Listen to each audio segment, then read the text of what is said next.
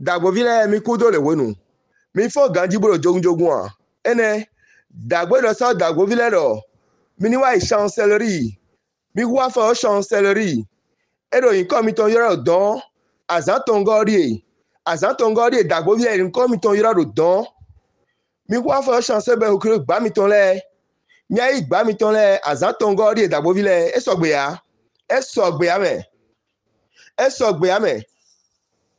Dagbolo tare mi ton fono mi o mi na do indote e so gbe ya mi bia mi de lebe mi yawu o wa fa chanson din tro din aha e zande